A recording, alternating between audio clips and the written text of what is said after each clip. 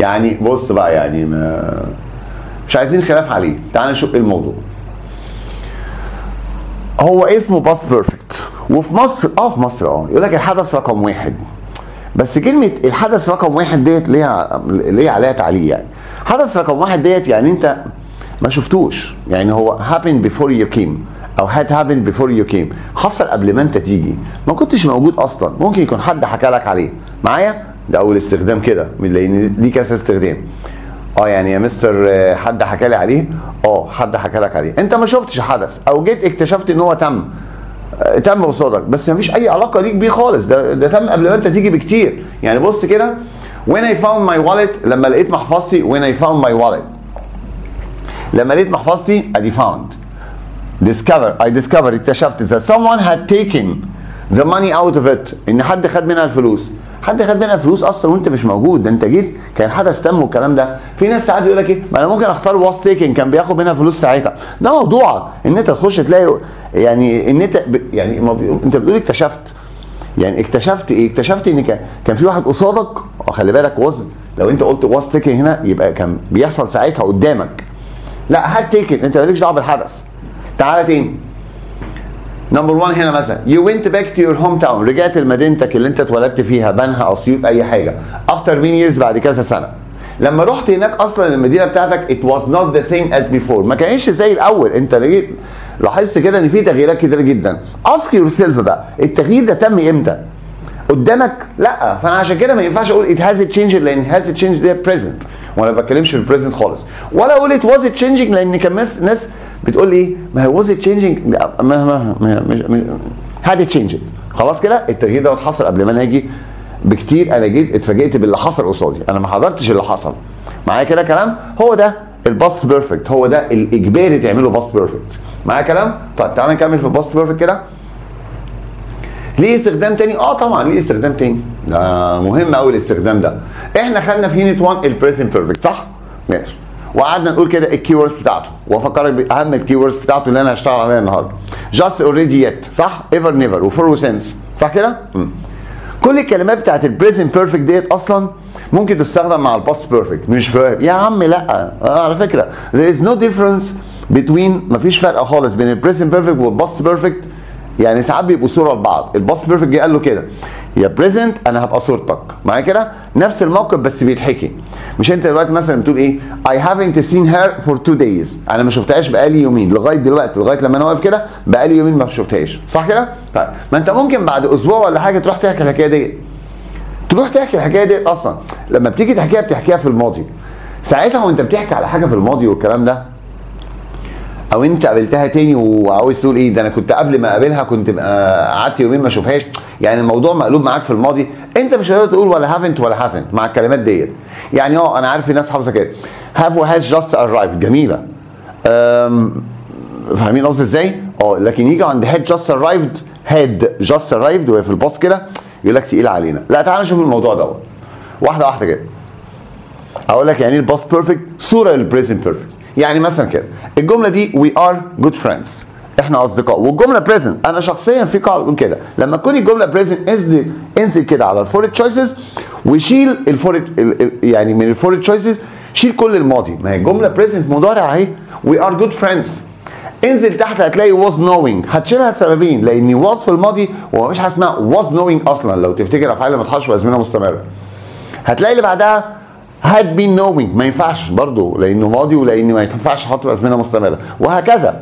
طيب الجمله هنا مضارع we have known each other for ages، احنا نعرف بعض بقالنا كتير. لكن لما اجي اقول كده we were good friends، لا مالكش حق ان انت تقول have known هنا بقى. ما دام بدات لك هنا بالماضي كده بالباست كده we were good friends، لا لازم تقول had known. فانا بقول لك كده ببساطه كده، شفت مضارع انزل اشطب الماضي، شفت ماضي انزل اشطب المضارع قبل ما تختاره، تبقى كارثه. وهوريك دلوقتي تختاره ازاي. تعال بص في الاكزامبل ده كده، we can't go by home، we can't go home، مش هنروح البيت باي باص، بالاتوبيس. ليه؟ because the last bus has just left، لسه ماشي حالا. has just left، ايوه يا مستر، طب ما اي حد يقول has just left حلوه. حلوه، ما انا عارف. معايا كده؟ بس خلي بالك لان كانت في البريزنت. بص الاكزامبل ده عشان تقارن كده، جه لك في الامتحان كده we couldn't go home، مش هنروح البيت، لا ثواني بقى، ده couldn't دي في الباست. and the rush to بالبريزنت، وانت بتشطب البريزنت هتلاقي هاش جاست ليفت في التشويسز، اشطبها بدل ما تختارها، لان الاجابه ساعتها هتبقى الباست بتاعها او الميرور بتاعها، المرايه بتاعتها هاد جاست ليفت. ولما تيجي تختار هاد جاست ليفت تقول لي يا مستر هو انا ما شفتش حدث؟ يا ابني ده تاني استخدام ليه، يعني الباست بيرفكت ده عشان تختاره ليه استخدامين، يا اما حصل فعلا قبل ما انت تيجي او يكون صوره للبريزنت بيرفكت. طب هو هنا مكتوب ليه يا مستر؟ هو كان بريزنت بيرفكت بس لان الجمله بقت كونكتد تو باست كده، انت بتحول البريزنت لباست، بتحول هاف وهاز لهاد، فما بنختارش هاف وهاز هنا مع كلام. لكن ما تقوليش انا ما شفتوش، لا ده انا بحكي لك الموقف. يعني الباست بيرفكت بيستخدم وانت بتنقل الاحداث اللي في الماضي. فهو اخو مين بقى؟ مش اخوه، ده التوأم بتاع البريزنت بيرفكت، بس الفرق ان البريزنت بيرفكت بريزنت اسمه بريزنت اما نشوف ار وكانت، والباست بيرفكت باست لما نشوف وير او كودنت. تعال نطبق تاني في التو اكزامبلز دول. رضوى doesn't know، اهي doesn't الجمله بريزنت. what flying is like، مش عارفه يعني ايه السفر والكلام ده، وكانت اول مره اسافر.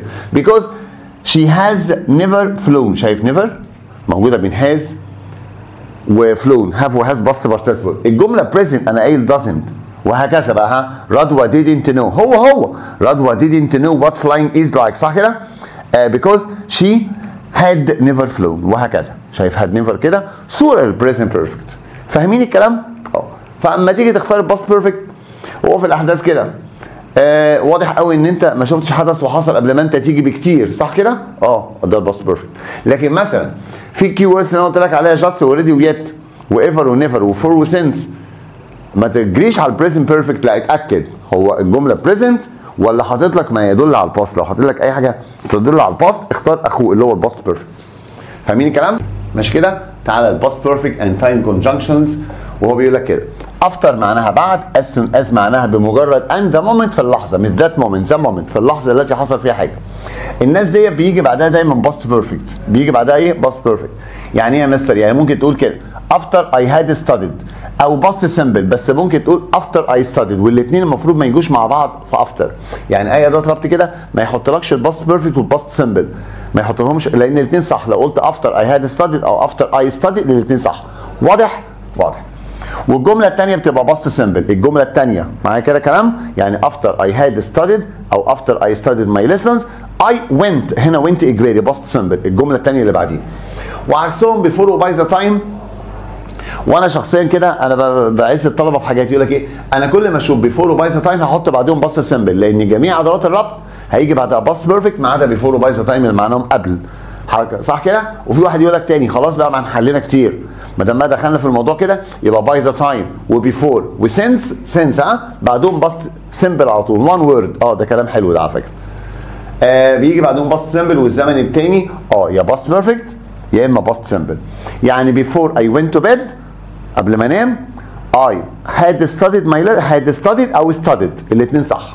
حلو الكلام كده؟ طيب ننتبه تاني، عايزنا ننتبه في ايه؟ تيل وانتيل. وتيل وانتيل اصلا يعني بلاش كلمه معناها حتى، لا هي معناها لغايه. تيل وانتيل معناها لغايه، يعني الحدث ما تمش لغايه لما حدث تاني تم. وجميع ادوات الربط بيجي بعدها باست بيرفكت، فتيل وانتيل هيجي بعديهم باست بيرفكت، صح كده؟ ماشي. والزمن التاني بيبقى باست سمبل، والباست سمبل عامه عشان كلمه لغايه المعنى بيبقى نيجاتيف. يعني ايه نيجاتيف بقى؟ يعني ايه باست سمبل نيجاتيف؟ الباست سمبل نيجاتيف انت دايما بتدين بلس انفينيتيف، ولو قابلت وودن بلس انفينيتيف الاثنين صح، ومش هيحطهم في نفس الاختيارات. ده الكلام اللي قبل انتل.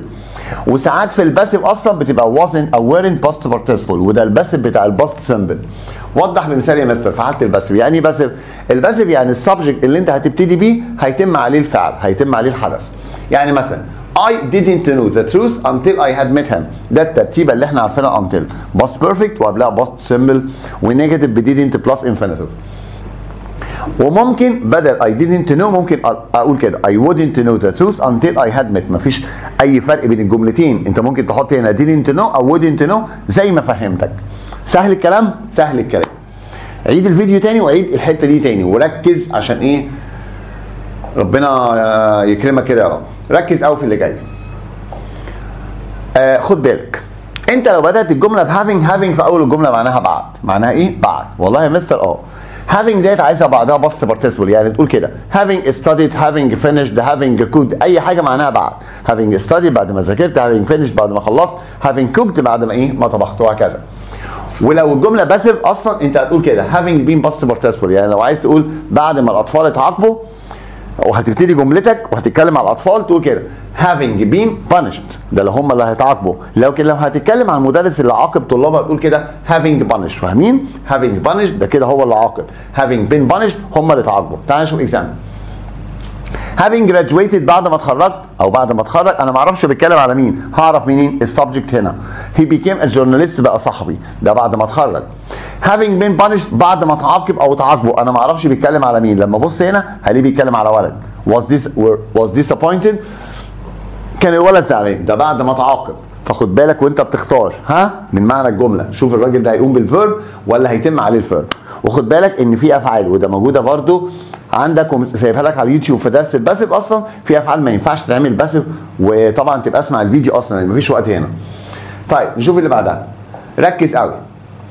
عدم وجود الفاعل او السبجكت، عدم وجود السبجكت، ما انت بتقول فاعل هو يا مستر، اعمل ايه؟ انتوا اللي بتخلوني اقول فاعل والله. هو عدم وجود السبجكت بعد افتر وبيفور بيخليه بريبوزيشن حروف جر عاملين زي وايل. لو ما شفتش السبجكت احط اي ان جي على طول، بيجي بعديهم اي ان جي، فاقول ايه؟ افتر ستادينج، بيفور جوينج، وهكذا.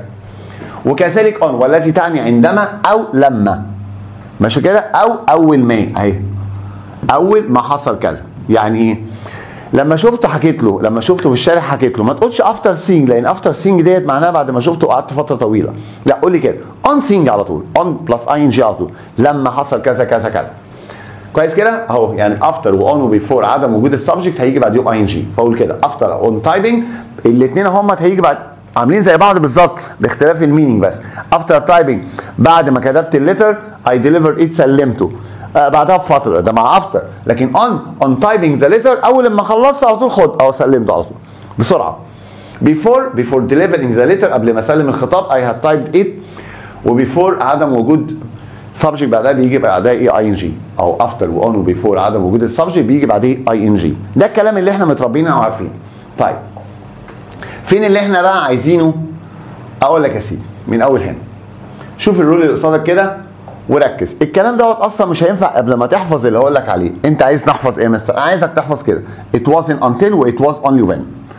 حفظت؟ حفظت. تقعد تسمع كده it wasn't until it was only when it wasn't until it was only when. اهو انا بحفظ اهو it wasn't until، عشان ممكن في الامتحان يقول لك كده it wasn't not فتقول until، it was only not when فتبقى جاهز يعني. it wasn't until و it was only when قبل ما امشي مع القاعده اللي انت هتحط القاعده بنفسك ما تبصلهاش، هم معناهم بعد، يعني بيساووا after، بيساووا after معنى وتركيب، يعني بعد. وجي بعدهم الباست بيرفكت اللي هو هاد باست بارتيسيبل، وبعدين الباست سيمبل. الله جميل قوي. بس احنا كنا بنفصل بكوما مع افتر، المره دي بنفصل بذات، وذات دي وضع اختيارات. فيجي يقول لك كده، تعال ناخد المثال it was only when او it wasn't until she had arrived، يعني بعد ما وصلت قبل ما احكي الحكايه احط that we knew، وادي الباست سيمبل. ذات دي اجباريه، ففي الامتحان يقول لك كده it was only not تقول له when it was only when she not had arrived past simple. طب it was only when she had arrived not that، اجهز كده ولا than ولا then ولا القرف that. طب it was only when she had arrived that we knew، تجهز بالباست سيمبل على طول. تمام؟ تمام. المجموعه اللي جايه وانت شفتها قبل كده بس اصلا يعني ايه بتتضايق منها، مش عارف بتتضايق ليه. تعال اشرح لك ايه الموضوع. انت لازم تعرف اهميه الرول اصلا عشان تعرف تستخدمها، وتعرف تستخدمها في حياتك، وتعرف لو جات لك في الامتحان ايه حكايتها. انا عايز اقول كده، اول لما النور لسه هبدا الشغل او اول لما بدات الشغل النور قطع. الجمله دي احنا بنعوز نقولها كتير، صح كده؟ فاقولها ازاي بقى؟ يبدا الشغل يعني ستارت تو ورك مثلا، ماشي؟ سيبك من اللي هنا ده، ستارت تو ورك. انا هخلي ستارت تو ورك في الباست بيرفكت، فاقول كده اي هاد واسيب فراغ كده عشان احط كلمه started work. I had كلام هقوله دلوقتي started work. وبعدين النور قطع the light went out. انت بقى عشان تخليها اول لما حصل ده هعملها ازاي بقى؟ هو بيقول لك استخدم no sooner. no sooner. no sooner معناها لم يكن او ما لحقش او اول لما بدا الفعل حاجه ثانيه حصلت. فهحط no sooner بين had والباست بارتيسيبل، بين had وستارتد. فاقول كده I had قبل ما اقول اهو I had no sooner started بين had والباست بارتيسيبل. طب اكمل. قبل ما اكمل جملتك كنا مع التركيب اللي فات اللي هو it wasn't until و it was only when بنحط that. no sooner طالبه then قبل ما تحط الباست سمبل عشان تبقى الجمله هكذا. اهو تحط السبجكت زي ما انا قلت لك I had no sooner started work وقبل ما اكمل جملتي واقول النور قطع احط then فاسمها no sooner then والباست سمبل the light went out. مثال كده مثلا they اهو had no sooner entered لسه اول لما دخلوا she fainted. ما اقولش she fainted بقى هيطالبني اصلا بذان ديت. طب انا عايز اقرا الجمله ديت غلط وانت صلح. they have بقى no sooner لا يا مستر مش have had. طب they had no sooner entered لا entered يا مستر. طب they had no sooner entered يا مستر when لا then يا مستر. معايا كلام؟ طب لو وصلت then واكمل she fainted لازم باست سمبل. طيب نو سونر والكلام دوت هنقوله بعدين ان اي نيجاتيف وورد كلمات النفي كتير جدا لما بتيجي في اول الجمله بتعمل حاجه اسمها انفيرجن. انفيرجن يعني ايه؟ بتجيب اصلا هيلبنج فيرب او الفعل المساعد قبل الفاعل. يعني احنا هنا شغالين باي هاد. لو نو سونر جت في الاول بتطلب كويستشن فورم او انفيرجن. انا ما قلتش كويستشن انا قلت كويستشن فورم شكل سؤال. بدل ما تقول اي هاد هتقول هاد اي بس وفي الاخر هحط في الستوب مش كويستشن مارك ها لان انا عايز بس ايه الكويستشن فورم او شكل السؤال اللي اتعمل بسبب ان نو سونر جت في الاول بس لكن ده مش سؤال. فلو نو سونر جت في الاول كده نو سونر هقول هاد وبعدين سبجكت واكمل جملتي واحط زين ونفس الكلام. ازاي يا مستر؟ يعني كده they had no sooner entered صح؟ لو نو سونر جت في الاول كده هتبقى had they entered واكمل كلامي. فيجي لك في الامتحان كده نو سونر نقط had they entered ولا they had entered؟ لا had they entered وهكذا. تمام الكلام؟ كويس. هو بيقول كده زي نو سونر بالظبط هاردلي بتشتغل. هي مش هاردلي بالظبط كده. تعالى نشتغل بهاردلي واقول لك ايه اللي ممكن يساوي هاردلي. يعني مثلا الجمله دي they had no sooner entered هي لو قلت كده they had hardly entered ايه ده بتساوي نو سونر في المعنى اول ما حصل او ما لحقش. امال ايه اختلاف بقى؟ الاختلاف اصلا ان انت لما بتفصل مع هاردلي بتفصل بوين بس كده يعني بص كده they had no sooner ممكن هاردلي تتحط بس لو هاردلي اتحط وكملت الجمله هتقول كده hardly entered when مش then. يعني نو سونر then لكن هاردلي والاثنين اللي بيساووهم هاردلي وسكيرسلي وبيرلي when. ايه هاردلي وسكيرسلي وبيرلي دول؟ اهم هقول لك اهو يا مستر. هو كمان هاردلي بتساوي نو سونر برضو في البدايه لو ابتديت بيها لو ابتديت بيها هتقول هاردلي وبعدين هاد وبعدين السبجكت. يعني هاردلي هاد they entered والباست بارتيسيبل حافظ عليه ما يقولكش بقى ايه في اختيارات هاردلي they entered لا entered خلاص معايا كده بس النص الثاني مين وين. زي ما هاردلي اشتغلت سكيرسلي اشتغلت بيرلي اشتغلت كده. يعني they had hardly او barely او scarcely entered when she fainted.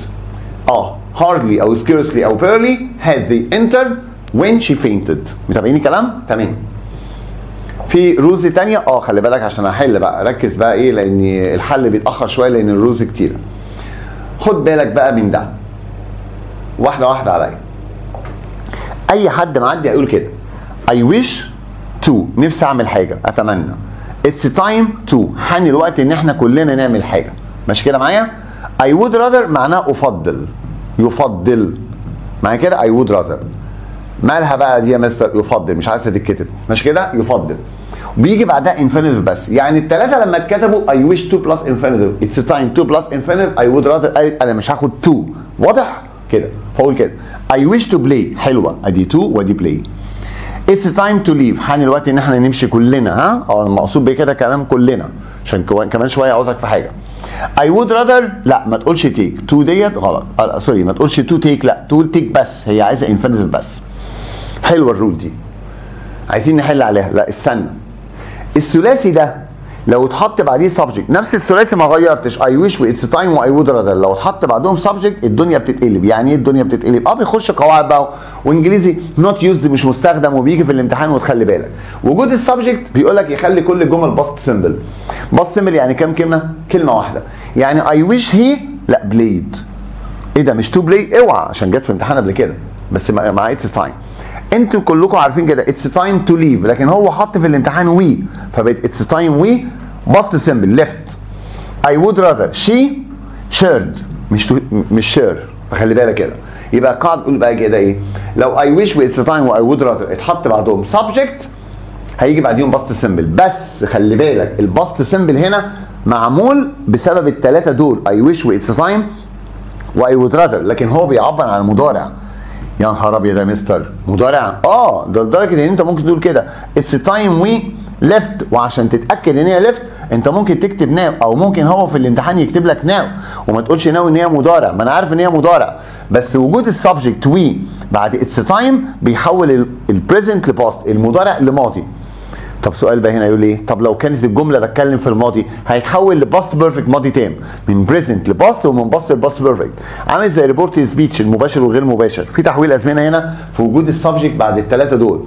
طب انا عايز امثله على الباست بيرفكت. تعالى اهو بص كده، والاثنين هيبقوا قصادك اهو. مش عارف كده هتشوف. يلا بص هنا I wish subject past perfect.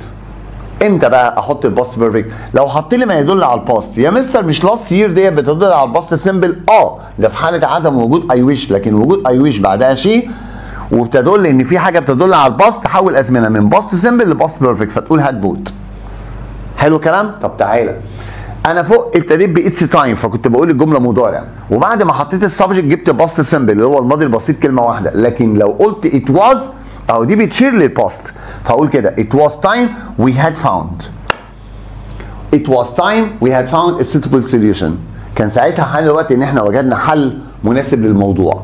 طيب I would rather نفس الكلام نفس الكلام مع جملتك هتلاقي فيه ما يدل على او refer to the past، حاجه بتشير للماضي فتعملها past perfect. I would rather افضل ان هم بص زي وحاطط had started لان في a week ago، في ايه؟ a week ago، بسبب ان في a week ago. لو ما فيش a week ago كنا اخترنا started بس، ولو ما فيش زي كنا اخترنا start على طول. يعني وجود الفاعل هو اللي بيخلي الازمنه تتحول من مضارع لماضي، من مضارع لماضي، ومن ماضي لماضي تام، او من present لباست، ومن باست لباست بيرفكت. ماشي كده معايا؟ طيب عشان بقى ايه لما نيجي نحل تبقى انت صاحي معايا. ده جميل كده، احنا عملنا انجاز اهو. خد بالك الكلام ده كلام قديم، كنت في يونت 1 قلت لك لما تشوف ان خلي الجمله باست سمبل. يعني مثلا in 2000 اختار one word became، قديمه يا مستر، جميل. وقلت لك لما تشوف since اللي بعدها بدايه مده اختار البريزنت بيرفكت، يعني since 2000 they have been، مش where، لا have وهاز باست بارتيسيبل مع since. ده كلام جميل قوي بنلخص ده. لكن لما تشوف باي اللي معناها قبل، وبليز لو سمحت لما حد يقول لك باي يعني ايه قول له قبل، وايكوالز بيفور، ماشي معايا كده، ما تقولش بحلول. خلاص ماشي، لان دلوقتي هترجمها بحلول. يعني ممكن احط لك حاجه في البوست كده فبيقول لك باي دي ليها احتمالين، يا فتره في الماضي يا فتره في المستقبل، ماشي معايا كده. يا اما تقول باي 2000 او باي 2050 اللي هي 2050. بيختلف في القاعده طبعا، ده ماضي وده مستقبل. ده هنا هيجي باست بيرفكت وهنا هيجي فيوتشر بيرفكت، والفيوتشر بيرفكت لسه هشرحه في يونت 3 بس هو سهل على فكره. يعني باي 2000 بصوا had built، باي 2050 اهي بيلت موجوده اهي، بس خلي هاد في المستقبل بقت ايه will have، فده بقى تكوينه had بلس باست بارتيسيبل، وده تكوينه will have باست بارتيسيبل. ركز كده عشان لو جات لك مش كل ما تشوف باي، لان بعد كده هتدمن انت الموضوع، كل ما اشوف باي احط will have باست بارتيسيبل، لا ده لو هو مديني مستقبل، لكن لو مديني باست احط هاد باست بارتيسيبل. جميل.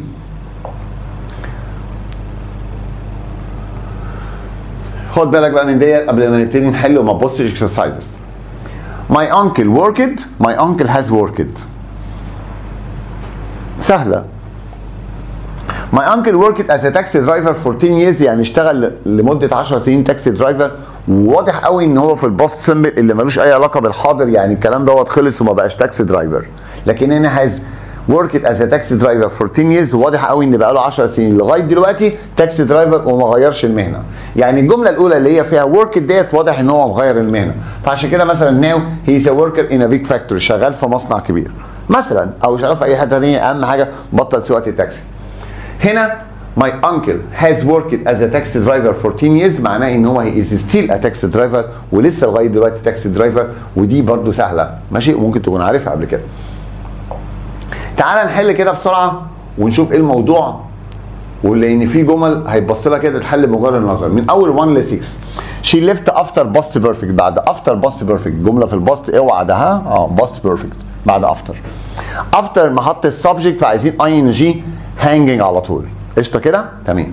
by the time the children arrived حطيت لي الباست سيمبل بعد ايه؟ before. الناحيه الثانيه عمره ما يقول لك had tidied و tidied، يا اما هيعمل مشكله والاجابتين هيبقوا صح، فهتبقى had tidied طبعا.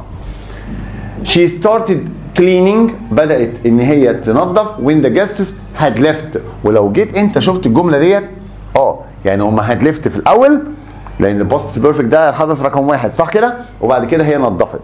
تمام؟ طيب. she had breakfast by the time. انا لما بشوف by the time دي على فكره by the time before و since هختار one word اللي هي past simple word. wait.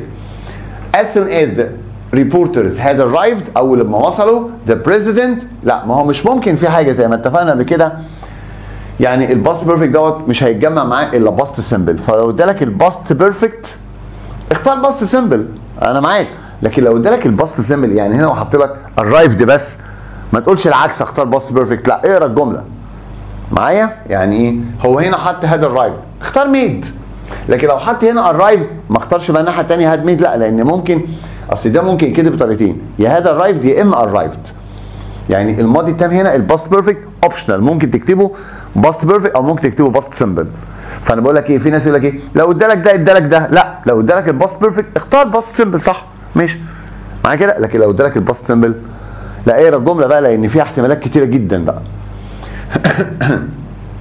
نمبر 7 من اول نمبر 7 كده او المجموعه ديت they had returned home before the storm. before ما انا عايز باست سيمبل breaks out ولا broke out؟ لا broke out.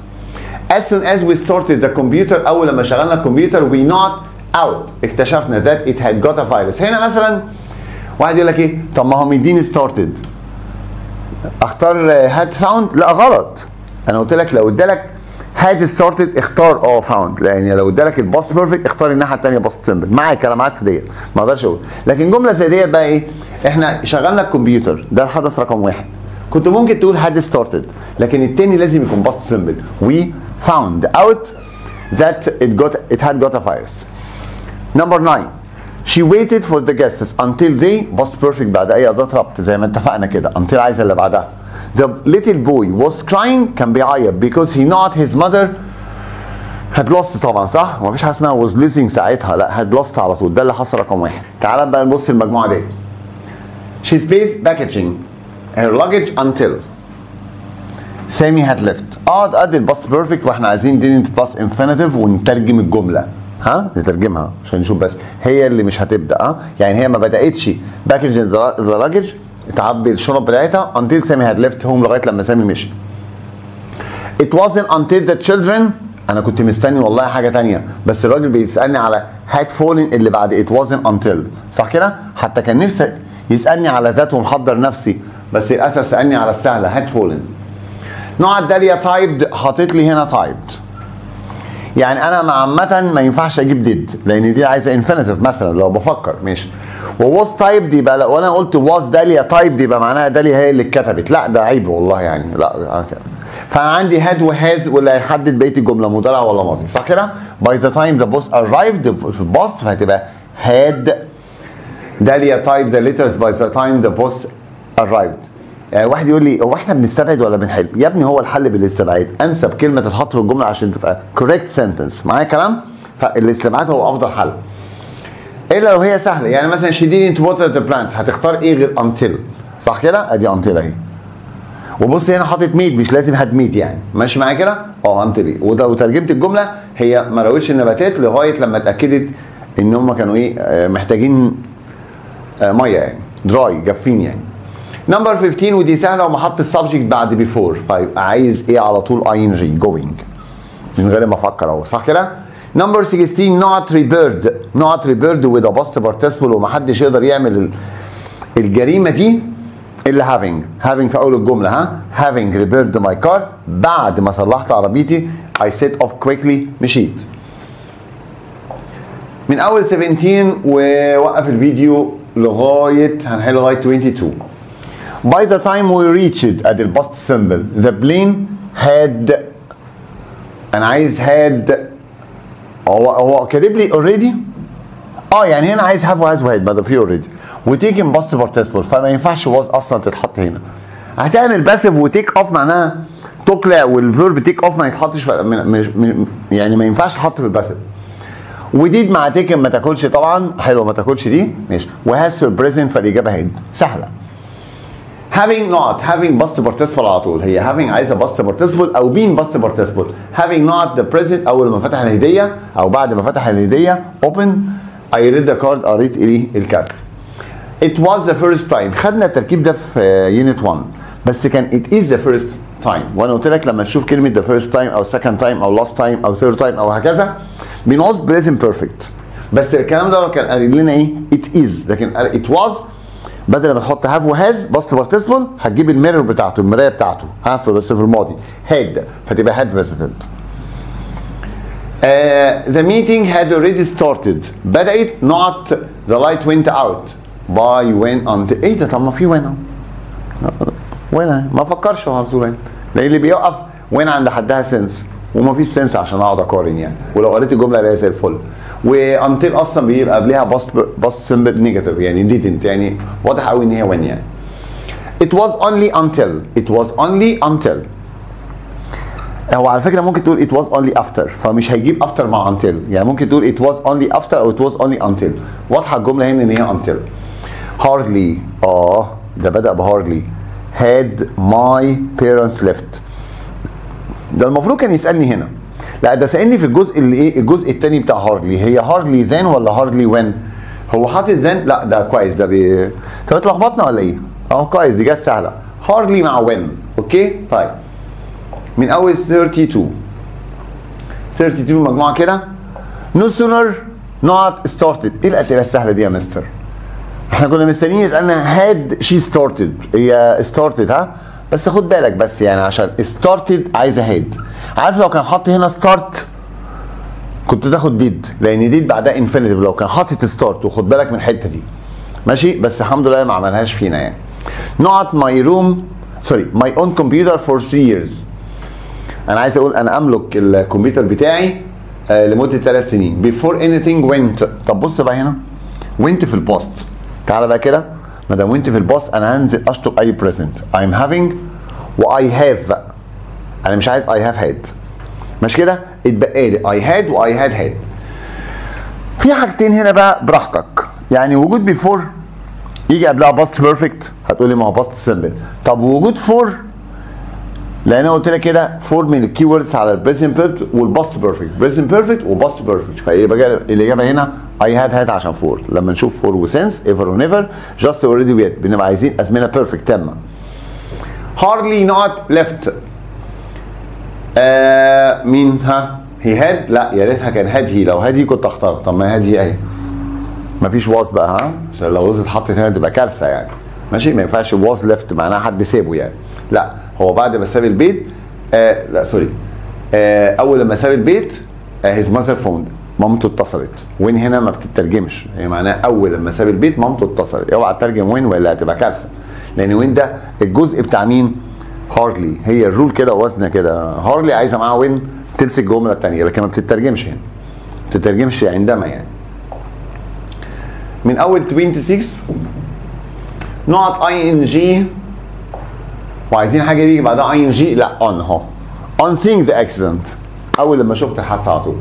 no sooner نقط وحاطط لي then، هو عايز بقى الترتيبه no sooner جايه في الاول. has لا هي had يا ريتها كانت had he، طب عندك had he seen هي had he seen ودي غلط طبعا. before ريدا went بعد before past simple صح كده؟ الناحيه الثانيه عندك past perfect هي had studied. استنى انا قلت لك اهو لو في continuity استمرار زي 14 years ما تخلوش past perfect، خليه past perfect continuous، وده بسبب ان هو continuity معايا كده في استمرار before و all و since حط ايه had been ing، بس بشرط ان الفعل يتحط بازمنه مستمره زي study يتحط عادي. unfortunately even though his pace for 6 months اهو continuity هو مده واستمرار. علي didn't win the race had been training، بالرغم ان هو قعد فتره كبيره يتمرن ما كسبش. My friend and I not for more than an hour. دي هتبقى حلوه قوي بقى الموضوع ده. had been talking ها before قبل before بيجي past perfect او past perfect continuous والواضح قوي ان هي continuous بسبب for more than an hour استمراريه كده يعني. رامي not all day when he had عايزين past perfect او past perfect continuous. طب هو الراجل حاطط all day فهتبقى past perfect continuous مين؟ حتى ما حطش past perfect يعني حاطط لك past perfect continuous had been working من اول 32 و 32 واضح قوي ان هي سهله اهي. طالب يمين until ادي until اهي صح كده قبلها past simple يعني didn't leave او wouldn't leave او wouldn't leave او wasn't left في الباسيف. I wasn't left the office لا I didn't leave the office انا ما سبتش المكتب لغايه لما I had checked اتاكدت كذا كذا وكمل الجمله. It wasn't until he had finished his studies ادي it wasn't until فاكرين الجزء بتاعها مين؟ حاطط ذات هو مش هيختبرنا ولا ايه؟ طيب it wasn't until had finished اداني الباست بيرفكت فاختار الباست سمبل عادي. He applied for the job. not had he ما حدش يعمل غير had he غير no sooner غلط نص كلام غلط.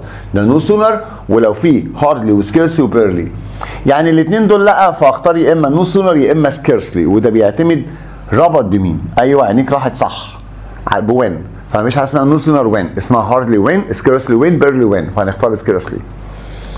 not returned past participle ومفيش حد جريء كده يتجرأ على الباست participle في اول الجمله كده يعني نقط باست participle الا having ومعناها بعد ما رجعت.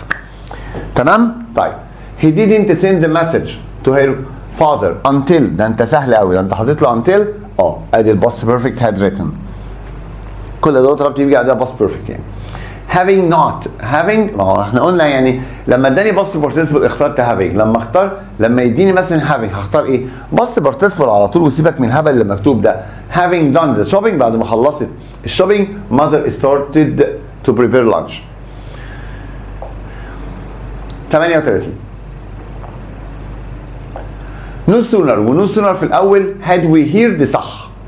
did we heard عارف لو hear كانت تعمل لنا مشكله لكن we had و we did لا فهتبقى had we heard. 39 by معناها قبل هو مديني الفتره فين في الباست يبقى عايز past perfect had written صح؟ لو اداني في الفيوتشر كنا نقول will have written. طب هنا مديني in 2012 عايزين باست سمبل الباست سمبل one word wrote مع in. نمبر 24 شويه حركات. he has been off work بقاله فتره ما بيشتغلش انا عايز اقول بقاله فتره صغيره. for a مفيش حاجه تتحط هنا غير while while هنا مش معناها بينما لان انا قلت لكم اللي حليناها قبل كده 100,000 مره ديت for a while معناها فتره قصيره. not left school وادي الباست participle having left صح كده؟ having left having studied وهكذا having left school بعد ما ساب المدرسه مع كاي worked in a restaurant اشتغل في مطعم. no sooner ادي no sooner وادي had he هو بيختبرني في الجزء اللي عايز no sooner صح؟ مين هو؟ then ولا then اوعى هو حاطط لك كل حاجه تتمناها وتغلط فيها يعني هي no sooner then. the phone was ringing but she got indoors it had stopped. ترتيبه الازمنه ديت باست سمبل وباست بيرفكت تركيبه بيفور ولو ما فيش بيفور في الاختيارات فانت اختار اللي بتساويها اللي هي مين؟ باي ذا تايم. not recently وريسنتلي معناها منذ فتره قريبه صح؟ هو اكسبريشن على بعض انت احفظه لي كده until recently انا ما بطلبش منك حفظ كتير بس احفظه لي until recently and worked وباست سمبل على فكره و until recently معناها لغايه فتره قريبه يعني معناها لغايه فتره قريبه. it wasn't until he had finished work ادي it wasn't until ومديني الباست بيرفكت واداني الباست سمبل وعايز الجزء الثاني بتاع it wasn't until اللي يبقى مين؟ that. تقول يا مستر بغلط يا تركز يا بتغلط ايه ما انت هتحفظ يعني كده it wasn't until that. ده دخل بقى في الشله بتاعتنا. تعالى من اول 47 كده 47 it's time ما حط السبجكت to go جميل. I wish ما حط السبجكت to complete صح. I would rather ما حط السبجكت stay بس من غير to هايل. I wish he حط سبجكت. طب اكمل الجمله عشان اعرف فيما يدل على الماضي لا يعني الجمله مضارع فالمضارع يتحول لماضي بسيط سمبل بس one word اللي هو change it بس. it's time we فيما يدل على الماضي لا يعني الجمله هيتحول تحويل واحد فانا عايز الباست سمبل ما دام مفيش ماضي. I would rather not in a coastal area stayed. كل ده زي الفل معايا كده. لكن من اول بقى ايه سهل الكلام كده، حط السبجكت باست سمبل. لكن لو كتب لي ما يدل على الباست زي الجمله ديت، يعني هنا مثلا قال لي مش اتس تايم، ده قال لي ات واز تايم. لما قال لي اتس تايم فوق اخترنا باست سمبل، لو تفتكروا اتس تايم وي كنا مختارين ليفت، لكن قال لي ات واز تايم لازم اختار بقى هاد ليفت لو موجوده. هنا هاد انجويد.